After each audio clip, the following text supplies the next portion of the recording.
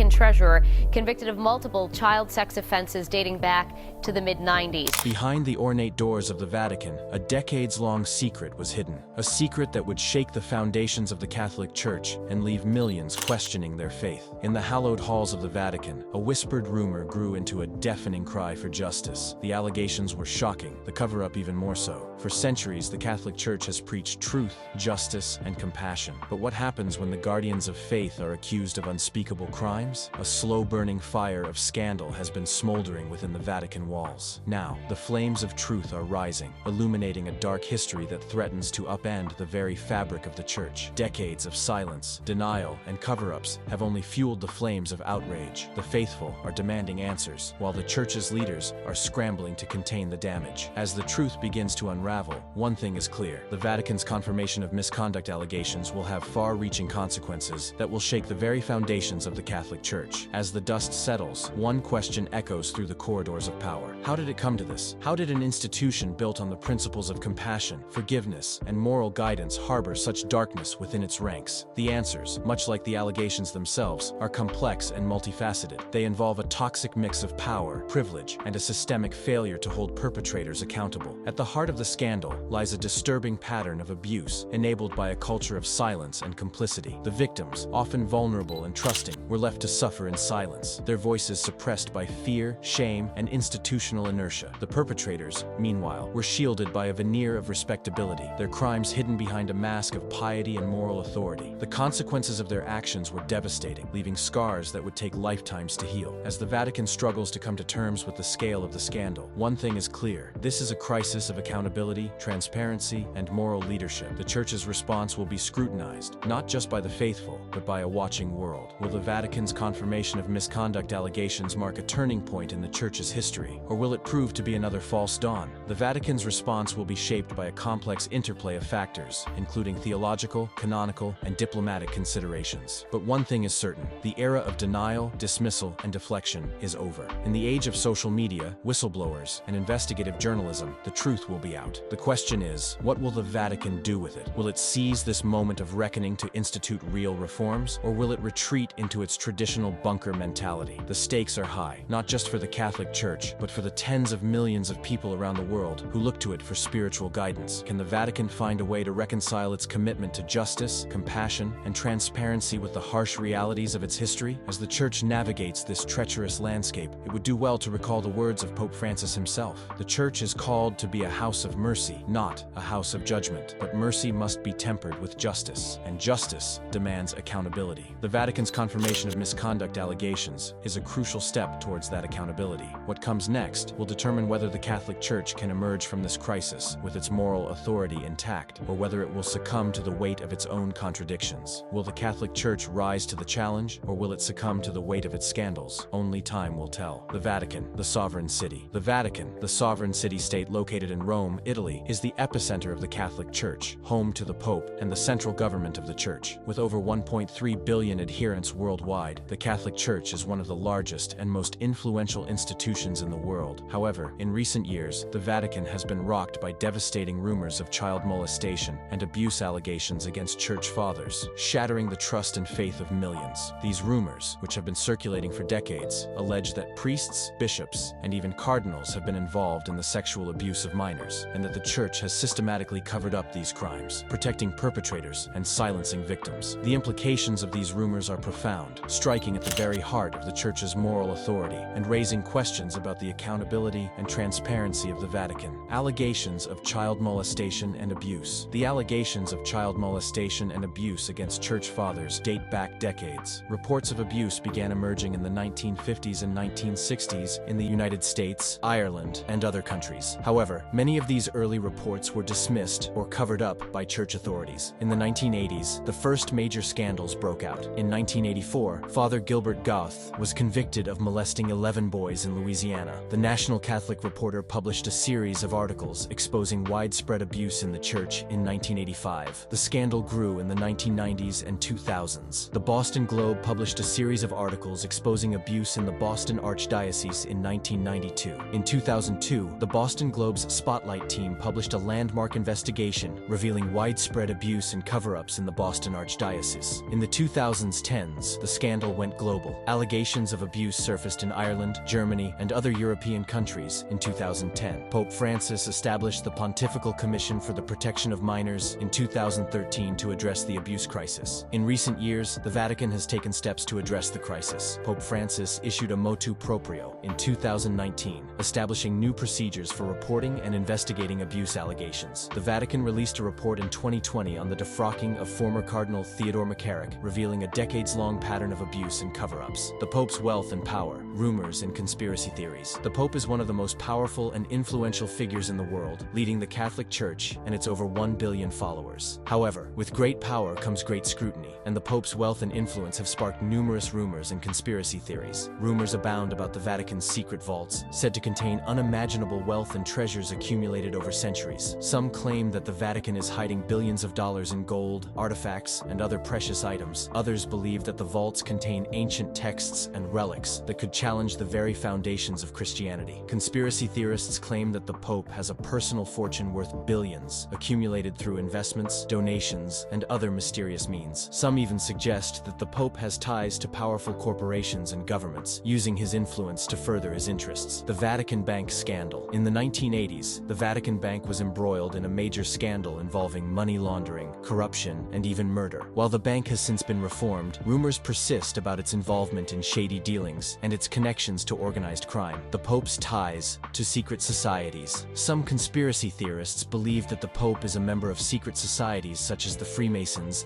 the Illuminati, or Opus Dei. According to these theories, the Pope uses his position to further the agendas of these shadowy organizations. Rumors abound about the Vatican's influence on world politics, with some claiming that the Pope has the power to shape global events and policies. Others believe that the Vatican is working behind the scenes to promote its interests and agenda. These rumors and conspiracy theories surrounding the Pope's wealth and power are intriguing and thought-provoking. However, it's essential to separate fact from fiction and approach these claims with a critical and nuanced perspective. Unveiling the Pope's sinister empire. Behind the ornate doors of the Vatican lies a web of secrets, scandals, and untold riches. The Pope, seemingly a beacon of hope and faith, is rumored to wield immense power and wealth. But what lies beneath the surface? The Vatican's dirty secrets. Whispers of a massive fortune, amassed over centuries, circulate among conspiracy theorists. They claim the Vatican's vaults burst with gold, precious artifacts, and cryptic documents. But what's the truth behind these treasures? Rumors swirl about the Pope's alleged ties to powerful corporations, governments, and clandestine organizations. Does he pull the strings from behind the scenes, manipulating world events to suit his agenda? Blood money and corruption. The Vatican Bank's murky past raises eyebrows. Was it involved in money laundering, corruption, and even murder? Theories abound, but the truth remains shrouded in mystery. Some believe the Pope is entrenched in secret societies like the Freemasons, Illuminati, or Opus Dei. Does he use his position to further their cryptic agendas, shaping the course of human history? Conspiracy theorists claim the Vatican's influence extends far beyond the realm of faith. Delve into the shadows surrounding the Pope's wealth and power. Where does the truth end and speculation begin? The mysterious death of Pope John Paul. It was a chilly autumn evening in 1978 when the Vatican was shaken to its core. Pope John Paul I,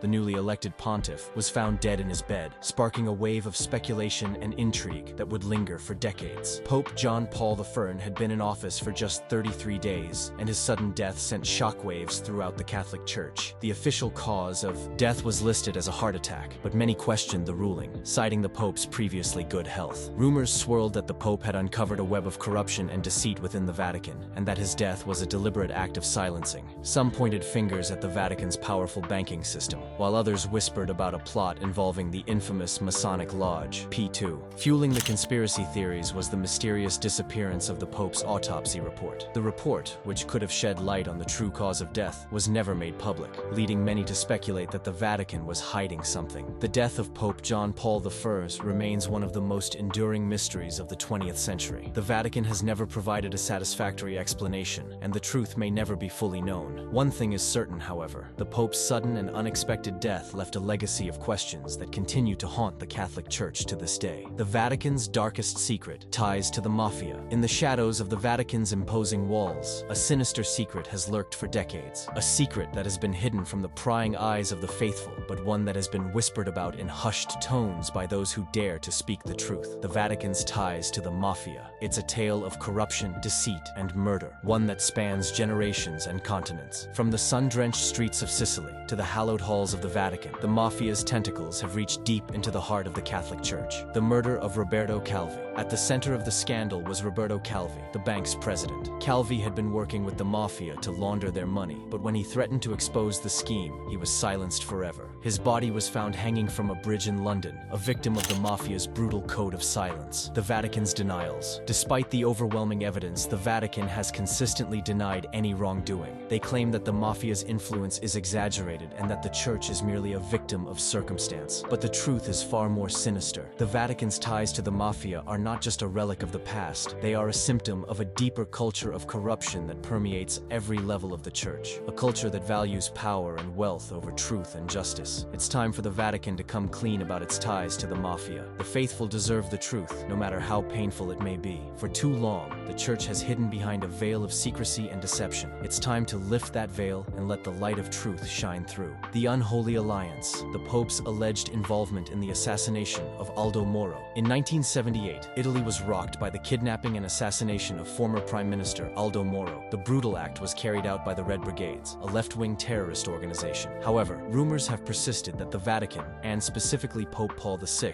played a role in Moro's tragic fate. Moro's kidnapping and assassination were a complex web of intrigue involving the Italian government, the Vatican, and the Red Brigades. While the official narrative blames the Red Brigades alone, many believe that there was a larger conspiracy at play. The Vatican's silence on the matter has only fueled speculation. Some claim that Pope Paul VI had been warned about the kidnapping and had chosen to do nothing, while others believe that the Vatican had actively worked to prevent Moro's release. Some theories suggest that the Vatican Bank was involved in financing the Red Brigades, providing them with the funds needed to carry out the kidnapping and assassination. While these claims have never been proven, they add to the sense of unease and conspiracy surrounding Moro's death. The alleged involvement of the Pope in Aldo Moro's assassination remains a dark chapter in Vatican history. While the truth may never be fully known, it's clear that the Vatican's actions, or lack thereof, contributed to the tragic events that unfolded. The Vatican's hidden legacy, uncovering ties to the Knights Templar. The Knights Templar, a medieval military order, has long been shrouded in mystery. Their history is marked by valor, intrigue, and ultimately brutal suppression. But what if the Templars' story didn't end with their dissolution in the 14th century? What if their legacy continued, hidden in plain sight within the Vatican itself? A shared history.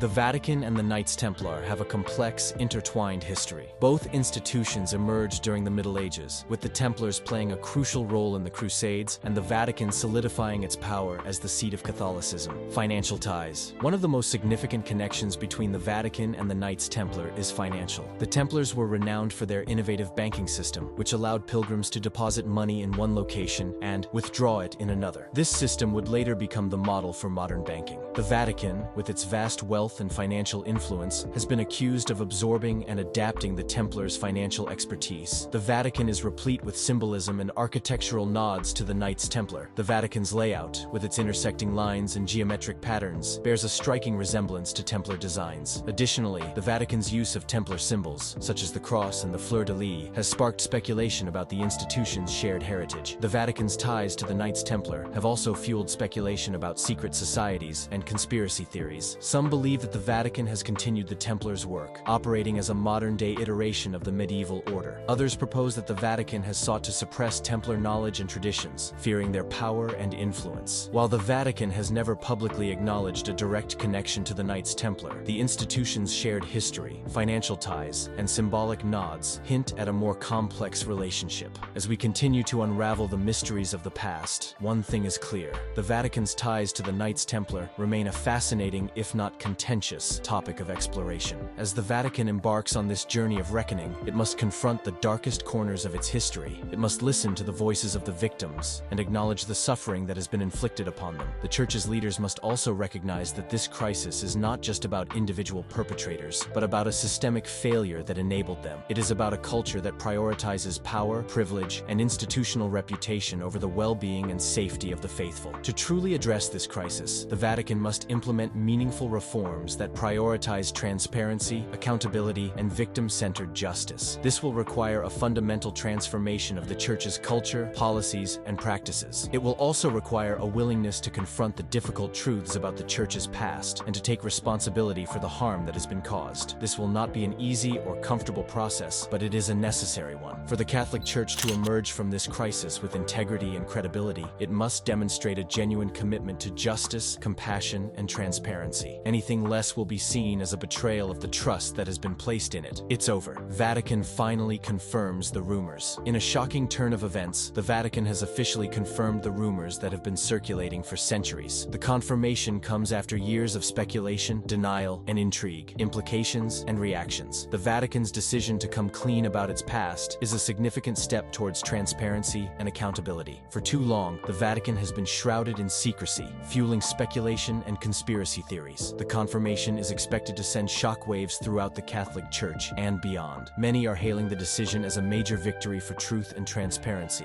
while others are expressing shock, disappointment, and even outrage. As the dust settles, the Vatican's confirmation serves as a call to reflection and reform. It's an opportunity for the Catholic Church to confront its past, make amends, and chart a new course for the future. The truth is out. What's next? The Vatican's confirmation marks the end of an era of speculation and rumor, but it also raises new questions and challenges. What's next for the Catholic Church? How will this revelation impact the faithful? The answers will unfold in the days and weeks to come. The confirmation of all the rumors. The Vatican's confirmation has finally put to rest the rumors surrounding the Pope's involvement in the assassination of Aldo Moro. For decades, speculation has swirled about the Vatican's knowledge of and potential involvement in the kidnapping and murder of the former Italian Prime Minister. Today we know the truth. The Vatican's ties to the Knights Templar, once the subject of wild speculation and conspiracy theories, have also been confirmed. The Vatican has indeed maintained a relationship with the Templars, who were disbanded in the 14th century. This revelation significantly impacts our understanding of the Vatican's history and its relationship with other power structures. Furthermore, the Vatican has acknowledged its involvement in the mysterious death of Pope John Paul the Third. While the official cause of death was listed as a heart attack, many suspected foul play. Today, we know that the Vatican had more knowledge about the circumstances surrounding the Pope's death than they initially let on. The Vatican has also confirmed its ties to the Mafia, which had long been the subject of rumor and speculation. It appears that the Vatican had been working closely with organized crime groups, using them to further its interests and consolidate its power. Additionally, the Vatican has acknowledged its role in covering up allegations of child abuse and molestation within the Church. This revelation is a painful reminder of the Church's failure to protect its most vulnerable members and its tendency to prioritize its interests over the well-being of others. The Vatican's confirmation of its wealth and power, including its secret vaults and financial dealings, has also shed new light on the Church's influence and reach. The Vatican has been wielding significant economic and political power behind the scenes, often to further its interests. Finally, the Vatican has acknowledged its involvement in the Illuminati and Freemasonry rumors. While the Church had long denied any involvement with these groups, it appears that there has been significant collaboration and overlap between them. These revelations mark a significant turning point for the Vatican and the Catholic Church. As the truth finally comes to light, the Church must now confront its past and work towards a more transparent and accountable future. A church in shambles, the devastating impact on the faithful. The Vatican's confirmation of the rumors has left the Catholic Church in tatters. The very fabric of the institution has been torn apart, leaving millions of faithful followers reeling in shock, disappointment, and heartbreak. The sense of betrayal is palpable. Catholics who have devoted their lives to the Church, who have prayed, worshipped, and served with unwavering dedication, now feel as though their trust has been shattered. The Church, once a beacon of hope and guidance, has been revealed to be flawed, corrupt, and deceitful. The emotional toll on the faithful is immeasurable. Many feel lost, confused, and disillusioned. They wonder how the institution they loved and respected could be involved in such heinous activities. The pain and anguish are raw, and the wound will take a long time to heal. A crossroads for the Catholic Church. The Vatican's confirmation of the rumors marks a defining moment for the Catholic Church. The institution stands at a crossroads, forced to confront its dark past and choose a path forward. Will the Church continue down the road of secrecy and corruption, or will it take a bold step toward transparency, accountability, and reform? The answer will determine the fate of the Church and the future of its faithful followers. As the Church embarks on this journey, it must acknowledge the pain and suffering it has caused. It must listen to the voices of the faithful, who demand honesty, integrity, and justice. Only through humility, compassion, and a commitment to truth can the Church begin to heal the wounds of the past and emerge stronger, more resilient, and more faithful to its founding principles.